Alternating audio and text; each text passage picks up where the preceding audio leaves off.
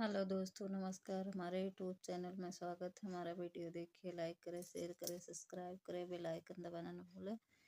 Comment करके ज़रूर बताना मेरा बेटी विवाह गीत कैसे है।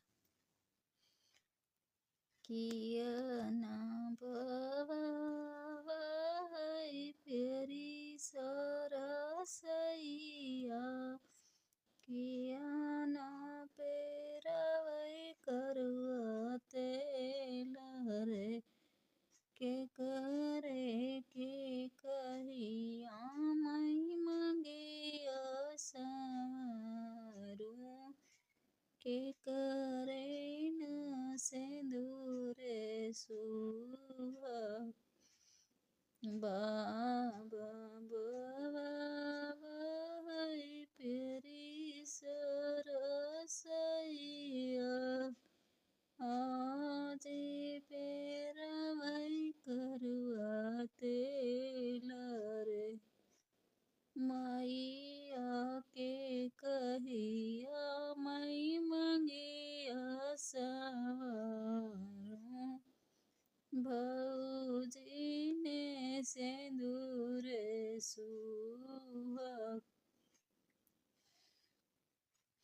बाबा बवाई फेरी सरसैया, आज पेरवै करुआ तेल रे, मैया के कहिया मई मंगिया सारू, भौजी न सिंदूर सुहाग।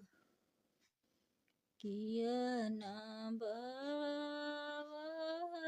फेरी सरसैया, किया ना पेरवै करुआ तेल रे, के करे के कहिया मई मंगिया सारू, के करे न सिंदूर सुहाग।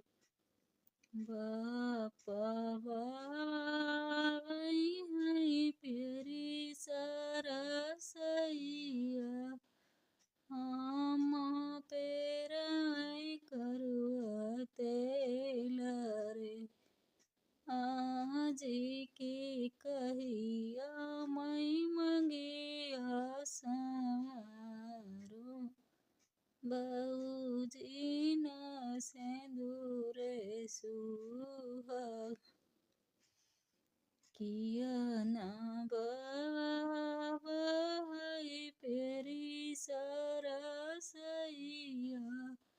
किया ना पेरवै करुआ तेल रे, के करे के कहिया मई मंगिया सारू, के करे न सिंदूर सुहाग।